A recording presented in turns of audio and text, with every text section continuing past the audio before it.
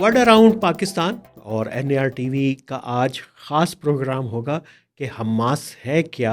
और इसका करैक्टर क्या था, और ये जो मिस्र में मुज़ाकरात हो रहे हैं अभी गाज़ा और इसराइल के तनाज़े को लेके, उसका नतीजा क्या होगा और हमास का किरदार उसके ऊपर क्यों असरअंदाज होगा। अब के में है कल जो एक 2 साल मुकम्मल हुए हमास ने जो इसराइल के अंदर हमला किया था उसको, और उसके बाद जो इसराइल ने गज़ा में जो तबाही मचाई उसको 2 साल मुकम्मल हो गए। तो उसके ऊपर पूरी दुनिया में मुख्तलिफ़ प्रोग्राम हुए और ये ज़िक्र हुआ कि वाक़या कैसे पेश आया था, इम्प्लिकेशन क्या हुई, सब ने जो है अपने अपने नुक्ता नज़र पेश किए। लेकिन एक ख़ास जो है हवाला वो बनता है डिस्कस करने का कि ये हमास है क्या, क्योंकि इसका किरदार और हमास की तारीख़ जो है वो समझने में हमें मदद देगी कि ये जो तनाज़ा अभी हल के करीब है, जो गज़ा प्लान है अमरीकी सदर ट्रंप का, इसमें कामयाबी के कितने इम्कानात हैं। और ये इसलिए भी अहम है क्योंकि जब तक आप जो कॉन्फ्लिक्ट के एक्टर्स की डायनेमिक्स को नहीं समझते, उसके किरदार को नहीं समझते, आप किसी नतीजे पे पहुंच नहीं सकते। इसराइल के ऊपर बहुत ज़्यादा बात जारी है, उसको सब अपने अपने कॉन्टेक्स्ट में देख रहे हैं, लेकिन हमास का जो तस्वुर है हमारे यहाँ, वो महज यही है कि शायद एक बड़ी मुज़ाहिमती फ़ोर्स है, और जिसको मगरिब ने किसी बुग़्ज़ के अंदर जो है वो दहशतगर्द तंजीम करार दे दिया। तो हमने कहा कि इसको देखते हैं कि इसमें है कितनी हकीकत और कितनी मज़ाहिमत पसंद तंजीम है हमास, और इसका इर्तिकाई सफ़र है क्या। तो आज हम इस पे बात करेंगे। आपके इल्म के अंदर है कि शेख इस्माइल यासीन जो है वो हमास के बानी थे, और शेख जो यासीन है बुनियादी तौर के ऊपर वो उनको 1989 में इसराइली फ़ौजियों और फ़लस्तीनियों पर हमलों का हुक्म देने के इल्ज़ाम में जो है उनको उम्र कैद की सज़ा सुनाई गई थी। और ये कि उनकी रिहाई हुई थी, इसराइल ने एक हमला किया था इस्माइल और खालिद मशहद को कत्ल करने के लिए, वो नाकाम हो गया। अब वो जब हुआ नाकाम हुआ तो इजरायली कैदी जो थे उनके तबादले के लिए जो है मुज़ाकरात होने शुरू हुए, और इन मुज़ाकरात के नतीजे में शेख यासीन को जो है 1989 के अंदर जो है वो मिली थी रिहाई। ये सिर्फ इतनी सी यहाँ तक की बात नहीं है, बल्कि ये कि ये पूरी जो मज़ाहिमत हुई थी, आपके इल्म के अंदर है कि ये तो शुरू तो की थी पीएलओ ने, फ़लस्तीनियन लिबरेशन ऑर्गेनाइजेशन। ये अपने अंदर एक नेशनलिस्ट मूवमेंट थी, जिसमें यासर अरफात तो याद होंगे और बड़े बड़े रहनुमा थे इसमें। और लेकिन ये कि इसको जो इस्लामी रंग देने वाले, इसको इस्लामाइज करने वाले, इसको मजहबी जंग जो करार देने वाले जो थे, इसके अंदर जो मरकज़ी किरदार है वो शेख यासीन साहब का है। और क्या आपके इल्म के अंदर है कि ये जो 7 अक्टूबर 2023 के जो हमास के हमले जो इसराइल में हुए, वो भी बुनियादी तौर के ऊपर शेख यासीन की एक पेशन गोई प्रोफेसी के की तरफ इशारा करते हैं, क्योंकि उन्होंने इसका बारहा जिक्र करते थे कि शेख बिस्साम जरार की किताब कुरान मजीद में अदद 19 का मुअज्जा, इसका शेख यासीन जो है बार बार जिक्र करते थे,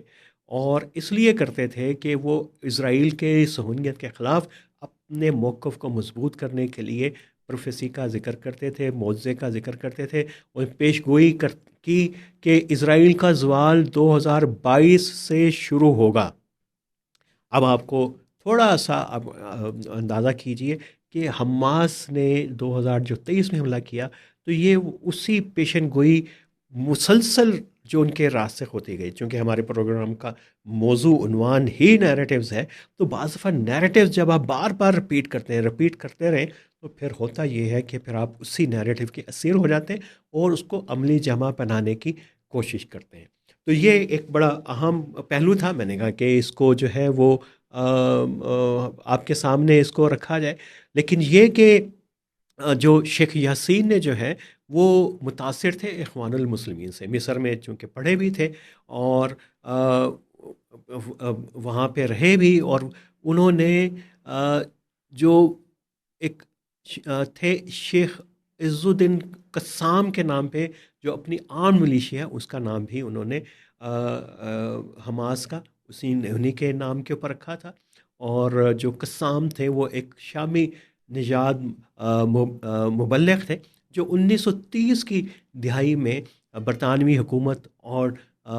اسرائیلی آباد کاری کے خلاف جو ہے صہیونی آباد کاری کے خلاف مسلح جد و جہد کی قیادت کرتے رہے تھے. تو ان سے ان کی انسپریشن تھی اور انہی کے نام کے اوپر جو ہے وہ انہوں نے اپنے آرم ملیشیا کا نام انہوں نے رکھا تھا. پھر یہ کہ تھوڑا سا ہم ذکر کر لیں کہ یہ جو احمد اسماعیل یاسین ہیں جن کا حماس کے بانیوں میں سے، ان کے ابتدائی حالات کیا ہیں اور ان کی گرومنگ جو ہے وہ کیسے ہوئی. 1936 میں جو ہے یہ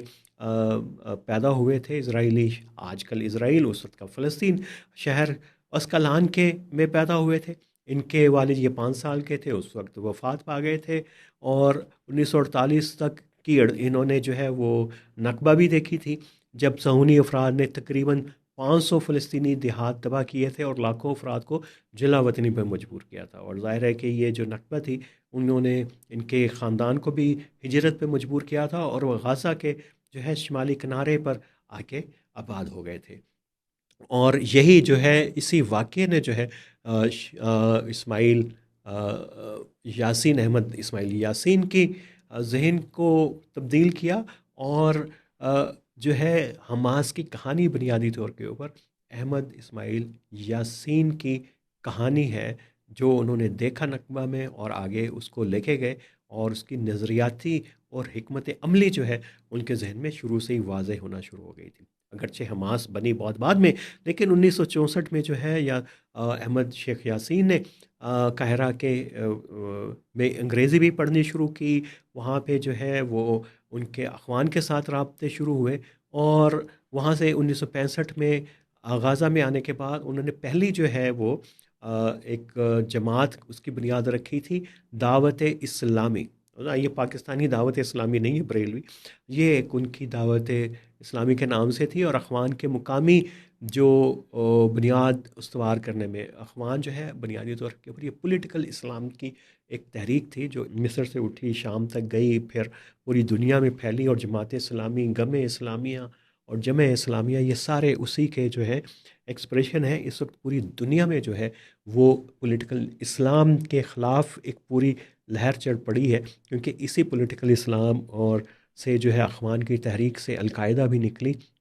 اور اسی سے جو ہے داعش بھی نکلی. تو اس کو ریورس کرنے کا، اور اس میں تمام عرب ریاستیں بھی شامل ہیں، تو اس کے اوپر ہم آگے جا کے بات کرتے ہیں. لیکن یہ کہ اخوان کی بنیاد رکھی دعوت اسلامی کے نام سے شیخ یاسین نے 1965 میں غزہ میں. اور پھر ہوا یہ کہ یہ وہ ٹائم تھا کہ جب 1967 کی عرب اسرائیل جنگ میں عربوں کو شکست ہو گئی تھی، اور ایک بڑی مایوسی تھی، اور اس میں ضرورت تھی کوئی امید دلانے کی. پی ایل او کے پاس کوئی دلانے کے لیے، چونکہ ایک نیشنلسٹ موومنٹ تھی، کوئی امید دلانے کی کوئی چیز نہیں تھی سوائے اس کے کہ وہ اپنے حقوق کے بارے میں بار بار بات کرتے اور جد و جہد کی بات کرتے، انتقام کی بات کرتے. تو لیکن شیخ یاسین نے ان کو، لوگوں کو جو ہے وہ دوبارہ اسلام کی طرف لوٹنے کی دعوت دی، اور اس میں ان کو بڑی کامیابی ہوئی، کیونکہ یہ جو دوبارہ اسلام کی طرف رجوع کرنے کی بات تھی، یہ بنیادی طور پہ تھی کہ یہ ابھی تک فلسطین کی جو جد و جہد ہے پی ایل او کی اس لیے کامیاب نہیں ہو رہی کہ یہ اپنی طرح کے اندر یہ سیکولر ہے، یہ نیشنلسٹ ہے، اور یہ اسلامی نہیں ہے. اور اس چیز نے جو ہے وہ فلسطینیوں کو جو ہے بڑا متاثر کیا. اور 1970 کی دہائی کے اوائل میں شیخ یاسین، ان کے قریبی ساتھی، ان میں خاص طور کے ابراہیم الزوری اور عبدالعزیز النتیسی اور محمود الازہر نے جو ہے ایک اور مجمعۃ الاسلامیہ کے نام سے ایک فلاحی نیٹ ورک کی بنیاد رکھی. اور یہ اتنی تیزی سے پھیلی کہ انہوں نے زکوٰۃ کے program, clinics, youth club, kindergarten, خوراک کی تقسیم، یعنی وہ سارا ماڈل جو آج جماعت اسلامی کرتی ہے، یہ وہی ماڈل تھا، یہ اخوان کا ماڈل ہے، اور یہ لیفٹ سے ان تنظیموں نے جو ہے وہ اخذ کیا ہوا ہے. اور یہ بالکل اسی ماڈل کے اوپر انہوں نے کیا، اور یہی ماڈل ترکی میں بھی ایک دور کے اوپر اسلامسٹوں نے کیا تھا، اور اب جو اردوان ہیں بنیادی طور کے اوپر وہیں سے نکلے۔ تو 67 سے لے کے 78 تک انہوں نے بہت کام کیا، اور جو 600 کے قریب اس وقت تک مساجد تھیں، اور وہ 1350 ہو گئی تھیں 1987 کے آخر تک۔ اور یہ باہر سے بھی، مغرب سے بھی بڑا پیسہ آیا تھا، کیونکہ اس وقت جو کولڈ وار ایرا تھی، تو اس میں اسلامسٹوں کے ساتھ مغرب میں کام کرنے کی، ان سے چندہ اکٹھا کرنے کی بہت زیادہ جو ہے گنجائش تھی۔ اس چیز نے جو ہے اس کو بہت زیادہ متاثر کیا، لیکن یہ ابتدائی طور پہ جو ہے یہ ایک غیر مزاحمتی سماجی تحریک رہی، مجمع الاسلامیہ شیخ احمد یاسین کی۔ اور انہوں نے اسرائیل نے بھی جو ہے وہ سوچا کہ یار یہ تو مذہبی کام کرتے ہیں، جیسے تبلیغی جماعت والے، ان کے متعلق ایک خیال کیا جاتا ہے کہ بے ضرر سی یا دعوت اسلامی والوں کے بارے میں، یہ بے ضرر سی تنظیمیں ہیں، انہوں نے کیا کرنا ہے ہمارے خلاف۔ تو اسرائیل نے بھی کہا کہ یار یہ جو سیکولر، جو نیشنلسٹ PLO ہے، پیلسٹینین لبریشن آرگنائزیشن، اس کے مقابلے میں تو ٹھیک ہے، بیچارے اپنی مذہبی تعلیم کرتے ہیں، درس کرتے ہیں، فلائی کام کرتے ہیں، نوجوانوں کو انگیج کرتے ہیں، تو وہ جناب وہ اس کو اسرائیل برداشت کرتا رہا، بلکہ یہ بھی کہ اس کو خاموشی سے اس کی حوصلہ افزائی بھی جو ہے وہ مجمع الاسلامیہ کی جو ہے اسرائیل کرتا رہا۔ اور جب 1980 کی دہائی میں جو ہے وہ اخوان کو جو ہے عسکریت پسندی کی طرف دھکیلنا شروع کیا تھا۔ آپ کے علم کے اندر ہے، ایران کے اندر انقلاب آ گیا، حزب اللہ کا عروج ہوا، افغانستان میں جنگ شروع ہو گئی، یہاں پہ عبداللہ اعظام آ گئے، وہ فلسطینی ادھر آنا شروع ہو گئے، سیرین، مصر، اور عربوں نے اپنی جیلیں کھول دی، سعودی عرب سے لے کے جو ہے وہ سیریا، عراق، سب نے اپنے جو قیدی تھے، اور مصر نے خاص طور کے اوپر جو اخوان کے جو لوگ تھے، جو انور سادات کے خلاف بغاوت میں رہے تھے، ان کو بھی پاکستان، افغانستان جو ہے جہاد میں اور جنگ کے اندر جھونکنے کے لیے انہوں نے بھیج دیا۔ اور یہ ٹرانسفارمیشن اسی وقت شروع ہو گئی تھی شیخ یاسین اور ان کے دوستوں کی، اور انہوں نے کہا کہ اب PLO کی بجائے اب یہ وقت آ گیا، ان کو انسپریشن ہوئی کہ ابھی ہمیں جو ہے وہ مسلح مزاحمت اختیار کرنی چاہیے۔ 1983 تک شیخ یاسین جو ہے وہ ان کا ذہن تبدیل ہو گیا ہوا تھا، اور انہوں نے کہا کہ اب تو ہم نے مزاحمت کرنی ہے، اور مسلح مزاحمت کرنی ہے، اور انہوں نے 2 خفیہ یونٹ بنائے تھے۔ ایک تو تھا ایک داخلی انٹیلیجنس، اور دوسرا تھا ایک نفاذی کہ انفورسمنٹ کی شاخ تھی، جس کی قیادت جو ہے یحییٰ سنوار کر رہے تھے، اور یہ سنوار کر رہے تھے داخلی انٹیلیجنس کی، اور روحی مشتہا کر رہے تھے جو ان کی امپلیمنٹیشن کی جو برانچ تھی اس کی۔ اور اس میں جو ہے وہ انہوں نے اپنے کارکنوں کی نگرانی شروع کی، باہر کے لوگوں کی، PLO کے لوگوں کی شروع کی، اور خفیہ ٹاسک جو ہے اسرائیل کو ٹارگٹ ہٹ کرنے کے لیے انہوں نے دینے شروع کیے۔ اردن، جارڈن کے اندر جو ہے وہ انہوں نے اپنی برانچیں قائم کی، پیسہ حاصل کرنے کے لیے، اسلحہ سمگل کرنے کے لیے، اور پھر عسکری ونگ جو ہے انہوں نے بنانا شروع کیے۔ 1984 تک جو ہے وہ احمد یاسین اور ان کے ساتھی جو ہیں وہ ایک مسلح گروہ بنانے میں کامیاب ہو گئے ہوئے تھے، اور 1984 میں ہی پھر شیخ یاسین کو 12 سال کی سزا سنائی گئی، اور پھر جس کا واقعہ ہم نے ذکر کیا تھا کہ خالد مشعل کی رہائی کے بدلے کے موقع کے اوپر وہ رہا ہوئے۔ اور اس کے بعد جو ہے بڑی تیزی سے احمد یاسین کے خیالات میں، فکر میں تبدیلی آتی گئی، اور مسلح جد و جہد کے بارے میں وہ پختہ سے پختہ تر ہوتے چلے گئے، اور انہوں نے پھر جو ہے وہ 1988 میں پہلا میثاق جاری کیا، لیکن یہ کہتے ہی ہیں کہ 1987-86 کے اندر ہی حماس کی بنیاد جو ہے وہ رکھ دی گئی تھی 87 کے اندر، اور 7 رکنی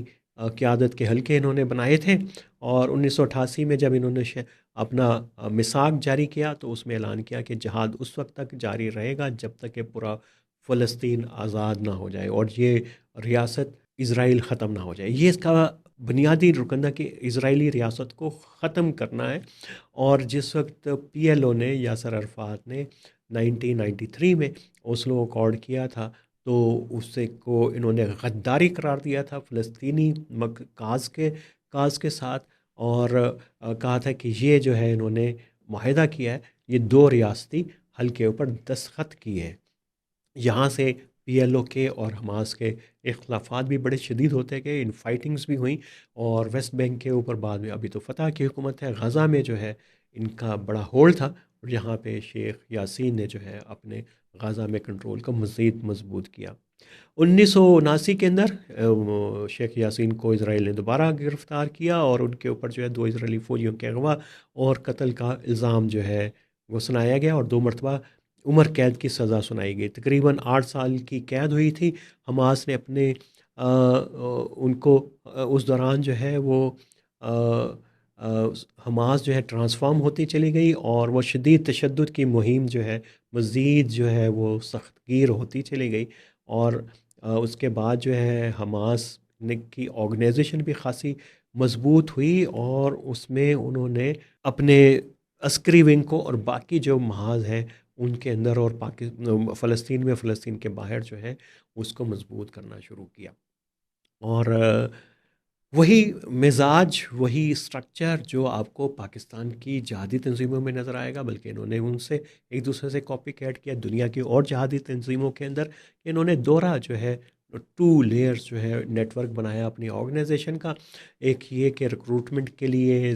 سماجی نیٹ ورک اور سماجی بہبود کے لیے، انسپریشن کے لیے، اور اس میں ویلفیئر سے لے کے شادیاں کرانے تک اور وہ سارے کام، اور دوسرا عسکری یونٹ جو ایک دوسرے کے ساتھ ساتھ جو ہے وہ کام کرتے تھے۔ آپ یہ سمجھ لیجئے کہ ایک تبلیغی تھا، اور تبلیغی کے اندر ان کے بہت سارے افعال تھے، اور دوسرا عسکری تھا، اور عز الدین اقسام بریگیڈ جو ہے انہوں نے گوریلا آپریشن جو ہے انہوں نے اپنی کارروائیاں تیز سے تیز کرنا شروع کر دیں۔ 1989 تک حماس نے جو ہے اسرائیلی فوج کی حمل و شدت انہوں نے پیدا کر دی تھی، ان کے بہت سارے لوگ گرفتار بھی ہوئے، اور جو ان کا جو انٹیلیجنس ونگ تھا اس کے یحییٰ سنوار کو گرفتار بھی کیا، اور کئی اہم جو ہے رہنماؤں کو اس وقت جو حماس کے تقریباً کہتے ہیں کہ 650 کے قریب حماس رہنماؤں اور کارکنوں کو جو ہے وہ گرفتار کیا گیا۔ اسرائیل نے دیکھا کہ وہ جو خفیہ سیل، سلیپر سیل، یعنی جو آپ پاکستان اور افغانستان کے اندر بھی دیکھتے رہے کہ سلیپر سیلز کے ذریعے دہشت گردی کی کارروائیاں ہوتی تھیں، ایک دور کے اندر بڑی تیزی سے تھیں، یہ بھی انہوں نے حماس سے، یہاں کی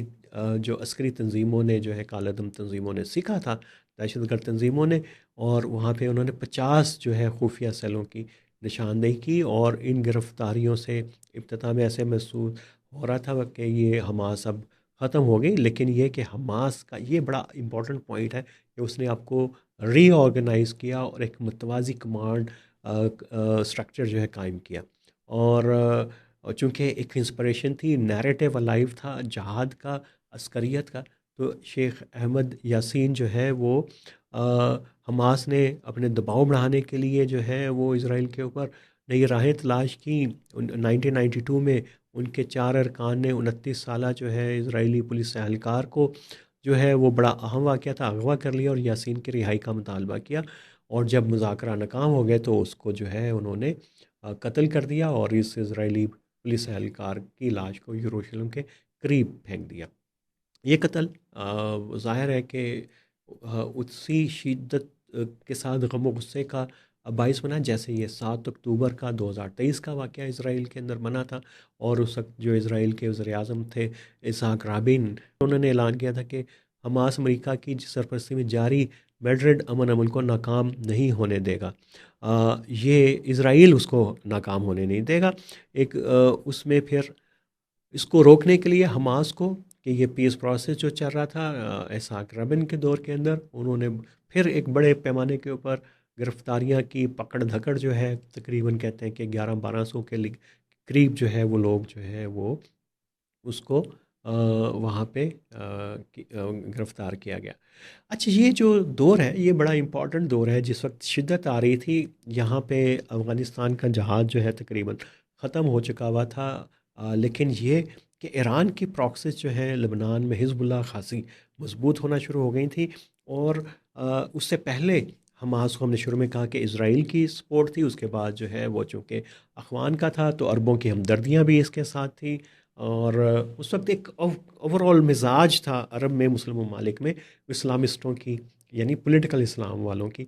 اور مزاحمتی تحریکوں کی حمایت کرنے کا، ان کو مالی طور پہ سپورٹ کرنے کا۔ لیکن وہاں پہ جب خون خرابہ ہوتا گیا اور فلسطین کا مسئلہ خاص طور کے اوپر جب اوسلو کارڈ ہوا فلسطینیوں اور اسرائیلیوں کا، تو اس کے بعد جب یہ حماس وائلنس کی طرف گئی تو عربوں کے جو عرب حکمرانوں کے ذہنوں میں اس کے بارے میں شکوک و شبہات پیدا ہونا شروع ہو گئے کہ حماس ہے کہ اصل میں چاہتی کیا ہے، اور پھر اس کی حمایت جو ہے کم ہوتی گئی اور ایران نے اس کی جگہ لینا شروع کر دی، اور اس دور کے سب سے بڑا گہرا اثر حزب اللہ اور ایران کے جو تعلقات ہیں اس نے اس کے کردار کو جو ہے تبدیل کر دیا، اور ایران نے اور حزب اللہ نے حماس کو جو ہے گریلا جنگ کی تربیت بھی فراہم کی، اسلحہ بھی فراہم کیا، اور قدس فورس IRGC جو ہے اس کے ساتھ براہ راست روابط قائم ہو گئے ان کے، اور انہوں نے نئی سے نئی گریلا جنگوں کو ترکیبیں، جاسوسی نیٹ ورک، آپریشنز، یہ ساری چیزیں جو ہیں وہ آپ کو ایک دور میں تو ایسا لگتا تھا کہ حزب اللہ اور حماس شاید ایک ہی سکے کے دو رخ ہیں، اور یہ بھی کہا جاتا ہے کہ ایران جو ہے حماس کو $30 ملین کی امداد جو ہے وہ دیتا تھا۔ تہران کے اندر بھی انہوں نے جو ہے وہ آفس بھی کھولا تھا، اور قسام برگیڈ جو عسکری برگیڈ ہے اس کو وہاں پہ تربیت دی جاتی تھی۔ 1991 میں حماس نے اپنی عسکری القسام بریگیڈ کی شاخ قائم کی تھی، صلاح شہادہ کو اس کا اپنا پہلا کمانڈر مقرر کیا تھا، جو ظاہر ہے کہ شیخ احمد یاسین کے جو ہیں وہ قریبی ساتھی تھے، اور یہاں سے ایک اور تاریخ ہے وہ شروع ہوئی تھی حماس کی، اس کی تفصیل میں جانے کی ضرورت نہیں ہے۔ ہم نے پہلے بتایا تھا آپ کو کہ اوزلو معاہدے کو جو 13 ستمبر 1993 کو ہوا تھا، اس کو جو ہے حماس نے غداری قرار دیا تھا، اور اس کو، اور یہ معاہدہ آپ کے علم کے اندر ہے، اس میں PLO نے اسرائیل کو تسلیم کر لیا تھا، اور اسی کے تحت جو فلسطین اتھارٹی بنی تھی، اور اس کو لیکن آزادی کی تحریک سے انحراف قرار دیا تھا حماس نے۔ پھر یہ کہ 2000 میں جو ہے الاقصی انتفاضہ جو ہے وہ شروع ہوئی، اس نے حالات کو بدل دیا، اور اوزلو 95 کا بھی ہو چکا ہوا تھا، وہ بھی ناکام ہو گیا، اور 2000 سے لے کے 2005 تک جو ہے اسرائیل پر جو ہے وہ حماس نے بہت تابڑ توڑ حملے کیے، اور خودکش حملوں کی طرف آئی، اور یہ جو حملے تھے خودکش حملے انہوں نے حزب اللہ سے سیکھے تھے، انہوں نے جو ہے 54 جو ہے 54 جو خودکش دھماکے کیے 5 سال کے دوران، اور پاکستان میں افغانستان میں جو ہے خودکش حملے جو ہے انسپائرڈ رہے ہیں اس ریجن کے ذریعے۔ اب کہا جاتا ہے کہ عراق سے آئے، لیکن یہ عراق کے اندر بھی جو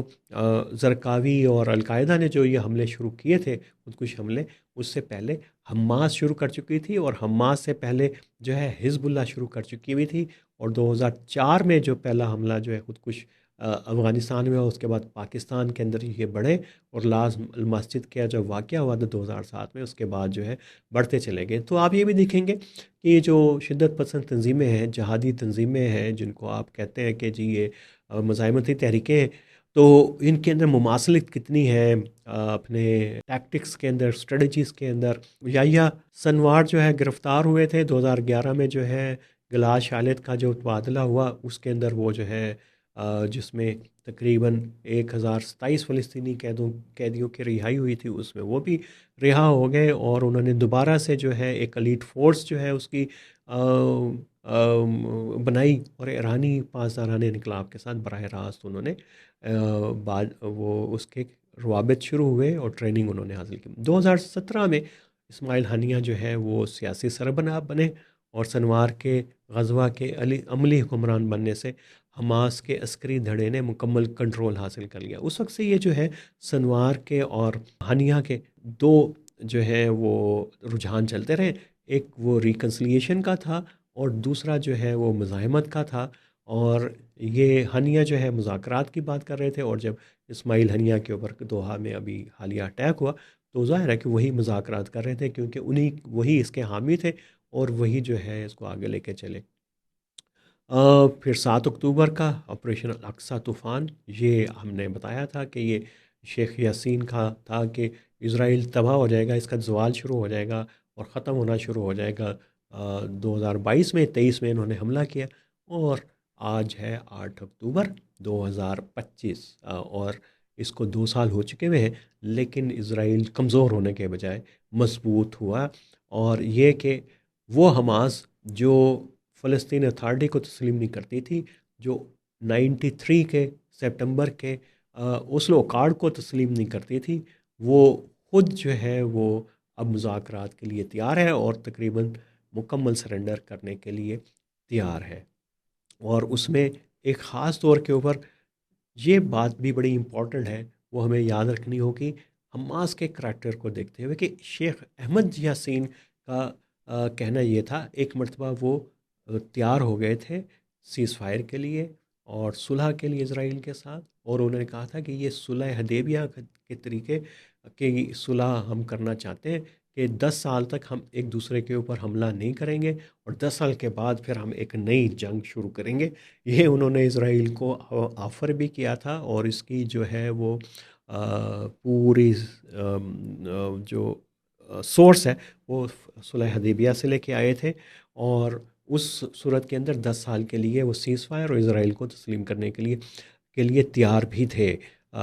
شیخ احمد یاسین۔ تو اس کا مطلب ہے کہ کہیں کیا حماس کا جو ابھی کی لیڈرشپ ہے، کیا وہ اسی قسم کے خیال سے مغلوب تو نہیں ہے؟ کیا اس کی انسپریشن وہ تو نہیں ہے؟ اور وہ اس کو دیکھنا ہوگا، اس فکر کو لے کے شیخ احمد یاسین کی جو انہوں نے ایک دور میں اسرائیل کو آفر کیا تھا کہ وہ 10 سال کے لیے، 10 سال کے بعد جنگ شروع کریں گے، 10 سال کے لیے ایک دونوں تیاری کرتے ہیں، تو وہ اس کے کانٹیکس کے اندر آج بھی جو ہے حماس کے جو انہوں نے اقرار کیا ہے، حامی بھری ہے غزہ پلان کو قبول کرنے کی، اس کے اوپر جو ہے وہ شکوک و شبہات کا اظہار کیا جا رہا ہے۔ ظاہر ہے کہ اس وقت حماس کے ساتھ کوئی بھی عرب حکمران نہیں کھڑا، پاکستان بھی نہیں کھڑا، پاکستان کی پوزیشن بھی ایسے سیماب سی ہوئی ہوئی ہے، پارے کی طرح ہوئی ہوئی ہے، کبھی اس کروٹ کبھی اس کروٹ۔ حماس کہتی ہے مذاکرات ہم نہیں کریں گے، پلان کو نہیں مانیں گے، پاکستان کہہ دیتا ہے ہم بھی نہیں مانتے، یہ وہ پلان نہیں ہے جو کہتے ہیں ہم مان گئے ہیں، پاکستان بھی کہتا ہے ٹھیک ہے، زبردست ہے۔ ایک ایران ہی ہے جو حماس کے ساتھ کھڑا ہوا ہے، اور لیکن ایران اس وقت کوئی مدد نہیں کر سکتا حماس کی، کیونکہ حزب اللہ کی کمر توڑ دی گئی ہے، جو عراق کی حزب اللہ تھی وہ بھی تقریباً ویک ہو گئی ہوئی ہے، حوثی تحریک جو ہے وہ بھی فاطمیون زینبیون، یہ ان کو تو جو ہے حیات التحریر الشام نے آ کے ان کو شکست دے دی ہے، اور اس وقت جو ہے وہ بہت ہی نازک حالات میں ہے۔ حماس کو کہیں سے مدد نہیں مل سکتی، صرف اس کو جو ہے سفارتی مدد مل سکتی ہے ایران کی طرف سے، اگر کوئی جاری بھی ہے تو حمایت وہ اتنی زیادہ شدت کی نہیں ہو سکتی۔ بہرحال جتنی شدت ہے اس میں جو ایران اپنے کارڈ کھیل رہا ہے، وہ جو ظاہر ہے کہ ریڈ سی کے اندر جو ہے دباؤ بڑھا رہا ہے حوثیوں کے ذریعے، وہ بھی ایک اسرائیل جو بار بار جو حوثیوں پہ حملہ کرتا ہے، اب ہوتا ہے کہ حوثیوں کے خلاف سعودی عرب بھی ہے، یمنیوں کے خلاف تو اسرائیل بھی ہے، اور اسرائیل حملے کرتا ہے، کبھی امریکہ کرتا ہے، کبھی برطانیہ کرتا ہے، تو آپ کو تھوڑی سی تصویراتی سمجھ آ رہی ہوگی کہ یہ منظرنامہ ہے کیا۔ یہ جو آپ کو جماعت اسلامی اور ارد گرد کے جو لوگ جو ہیں میڈیا کے اوپر جذباتی لوگ بیٹھے ہوئے بغیر کسی تحقیق کے آپ کے ساتھ بات کر رہے ہوتے، تو یہ معاملات اتنے سادہ نہیں ہیں جتنے ہمارے بعض دفعہ مذہبی رہنما اور میڈیا ہمیں بتاتا ہے، اور یہ خاصے پیچیدہ معاملات ہیں، اور اس وقت جو ہے سعودی عرب، مصر اور جارڈن جیسے ملک جو ہے وہ خاصے، ظاہر ہے کہ ان کا بڑا تعلق ہے فلسطین کے ساتھ، ایران کے مقابلے میں تو سب سے زیادہ دباؤ بھی جو ہے ان کے اوپر ہے، پاکستان کے اوپر بھی ہے، کیونکہ اس نے حامی بھری ہے کہ وہ جو انٹرنیشنل اسٹیبلائزیشن فورس ہے جو غزہ پلان کے مطابق غزہ میں امن و امان کے لیے جائے گی،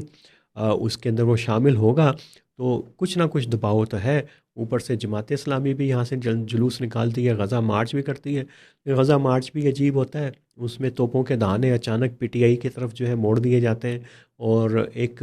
جو عمران خان کو کہا جاتا ہے کہ جیل سے انہوں نے مذمت کیوں نہیں کی، لیکن حکومت جو مذاکرات کر رہی ہے اور جو اس پلان کا حصہ ہے ٹرمپ کے، ان کو جو ہے وہ ایک رسمی جو ہے اس کو تنقید کا نشانہ صرف بنایا جاتا ہے.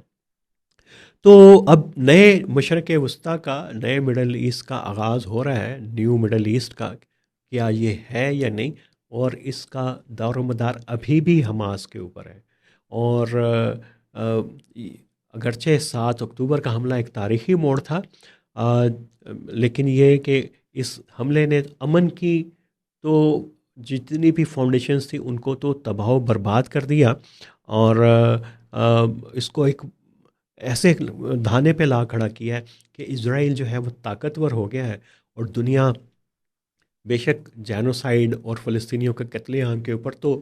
سراپا احتجاج رہی ہے، پروٹیسٹ کرتے رہے، لیکن یہ کہ اسرائیل کی قوت جو ہے وہ ابھی بھی اپنی جگہ پہ ہے. اسرائیل کی اگر کمزوری ہے تو اس کی انٹرنل ہے، پولیٹیکل کمزوری ہے، کیونکہ بی بی نیتن یاہو کی جو حکومت ہے وہ فار رائٹ کے ووٹوں پہ، اور فار رائٹ غزہ پلان کو قبول کرنے کے لیے تیار نہیں ہے. لیکن یہ کہ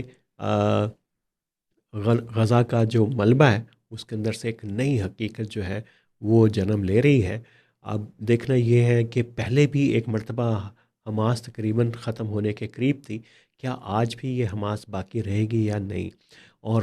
یہ تو جو انہوں نے فائر بندی کی ہے، سیز فائر کیا ہے، یہ مکمل سرنڈر ہونے کی بات ہے، اور ایک پوری آرگنائزیشن کو جو ہے وہ ختم کرنے کی بات ہے. اب اس کے بعد بھی یہ کیا کسی اور روپ کے اندر جو ہے ابھر سکے گی حماس، یہ بڑا امپورٹنٹ ہے. اور یہ منحصر ہوگا کہ جو نیا سیٹ اپ غازہ میں بنے گا وہ اس کی نوعیت کیا ہوگی، اس کے اوپر عام فلسطینیوں کا کیا جو ہے امپیکٹ ہوگا، اس کو کتنی ان کی حمایت جو ہے وہ حاصل ہوگی. تو یہ آنے والے دنوں کے اندر دیکھیں گے کہ حماس کے جو اپنے فلاحی ادارے، تنظیمی نیٹ ورک، تعلیمی نیٹ ورک جو ہے وہ انہوں نے غازہ میں قائم کیے تھے، جس کو اسرائیل نے ایک خاصی حد تک جو ہے وہ نشانہ بنایا اور جزوی طور کے پر تباہ کر دیا، کہ یہ وہ ادارے تو نہیں ہیں کہ دوبارہ ایک نئی حماس کو جنم دیں. تو اس کے اوپر بھی بہت ساری بات چیت جاری ہے. ایران کی سپورٹ جاری ہے لیکن کم ہو گئی بھی ہے. حزب اللہ کے نقصانات نے بھی جو ہے وہ اس کی قوت کو، حماس کو متاثر کیا. ہمیں پتہ ہے کہ ترکی اور قطر جو ہے وہ بھی اس کے وہاں سے بھی سیاسی اور مالی امداد حماس کو ملتی ہے، لیکن وہ خود جو ہے ٹرمپ کے پلان کی حمایت جو ہے آلریڈی کر چکے ہیں. اس کے بعد ان کے لیے بھی مشکل ہوگا کہ کس طریقے سے وہ آگے چیزوں کو لے کے جاتے ہیں. ابھی حماس کے اندر کی جو صورتحال ہے اس میں جیسے ہم نے کہا تھا کہ دو گروہ ہیں، ایک عمل پسند پریگمیٹک ہے اور دوسرا ہارڈ لائنر ہے. جو پریگمیٹک ہے اس کو خالد مشعل جو ہے وہ کے گرد گھومتا ہے. یہ وہی ہے جن کو جو ہے مولانا فضل الرحمان بھی ملتے رہے، پاکستان کے کچھ اینکروں نے ان کے انٹرویو بھی کیے کیونکہ ان کی پوزیشن جو ہے اور ہے. لیکن ایک جو ہارڈ لائنر گروہ ہے، خلیل الحیہ اس کی قیادت کرتے ہیں، اور اس کا ابھی بھی موقف یہی تھا کہ وہ اسرائیل سے جنگ جاری رکھیں گے. اور اسی گروہ کے بارے میں خیال ہے، اسی ہارڈ لائنر گروہ کے بارے میں خیال ہے کہ یہ کہیں شیخ احمد یاسین کی اس اپروچ کے اوپر کام نہ کر رہا ہو جو کہتے تھے جی کہ آئیں 10 سال کے لیے صلح کر لیں اور 10 سال کے بعد پھر جنگ کریں گے. تو یہ اس کے بارے میں ہی یہ قیاس تھا کہ یہی اس کو آگے لے کے چلے گی. لیکن خالد مشعل گروہ کا جو ہے وہ خیال یہ ہے کہ اب حماس شاید غزہ پہ کے اوپر حکومت نہیں کر سکے گی. یہ آخری حکومت تھی جو اس نے وہاں پہ کی تھی، اور الیکشن جیتے تھے وہاں پہ اور آخری وہ الیکشن جو تھے، اور اب حکومت نہیں کر سکے گی. بس بات یہی ہے کہ اب وہ اپنے لیے اسپیس بنا پاتی ہے تنظیمی طور پہ نہیں. اور جو مصالحت پسند گروپ ہے، پریگمیٹک گروپ ہے، عمل پسند گروپ ہے، وہ چاہتا یہ ہے کہ حماس کی جو عسکری القسام جو برگیڈ ہے وہ اپنے رویے میں نرمی لے کے آئے اور پی ایل او کے طرز کی جو ہے تحریک شروع کرے سیاسی، اور مسلح جد و جہد سے دستبردار ہو جائے، دو ریاستی جو حل ہے اس کو تسلیم کر لے، اور فلسطین اتھارٹی کے کنٹرول کو قبول کرے، اور مستقبل کے انتخابات تک ایک سیاسی جماعت کے طور پر خود کو منظم کرے۔ یہ ان کا ہے۔ اگر یہ کہتے ہیں کہ یہ اگر 6 نکاتی پلان نہیں بناتی حماس، تو پھر یہ کبھی بھی غزہ پہ حکومت نہیں کر سکتی، اور یہ جو ہے مکمل طور پہ ختم ہو جائے گی۔ تو ابھی دیکھتے ہیں آنے والے دنوں میں یہ ہوگا کیا اس کے فرنٹ کے اوپر۔ بس آپ کو ہم چاہیں گے کہ اسرائیل کی بھی ہم آپ کو کہانی بتائیں گے آنے والے دنوں میں۔ ممکن ہے کل یا پرسوں ہم اس کے اوپر پروگرام کریں کہ اسرائیل بنا کیسے تھا، اور ابھی اسرائیل کے اندر سسٹم کیسے کام کرتا ہے، کیونکہ ہم نے حماس کو تو ذکر کیا کہ اس کا نیریٹو کیا تھا، گروتھ اس کی کیسے ہوئی، شیخ احمد یاسین کا ویژن نظریہ کیا تھا، مزاحمت سیاست کیسے شروع ہوئی، تو وہ ہم نے آپ کے سامنے رکھ دیا۔ اور یہ جو بیشتر ہم نے جو معلومات ہیں، یہ ایک بہت ہی اہم محقق ہیں میگنس رینسٹراپ جو ہیں، یہ سویڈش اسکالر ہیں، وہاں کی ڈیفنس یونیورسٹی میں پڑھاتے ہیں۔ انہوں نے بہت ہی امپورٹنٹ کام کیا حماس کی تاریخ کے اوپر، اور ان کے بہت سارے انٹرویوز کیے انہوں نے حماس کے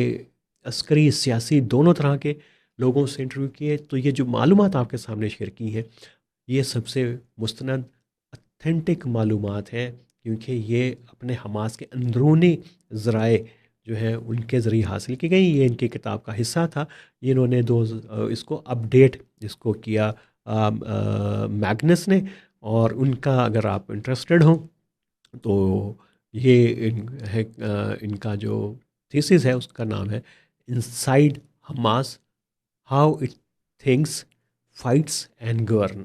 یہ اہم کہانی تھی حماس کی۔ ہم نے سوچا کہ کل 7 اکتوبر گزرا تو 8 کو اس کی کہانی سنائی جائے، اور اسرائیل کی کہانی باقی ہے جو ہم نے آپ کو سنانی ہے۔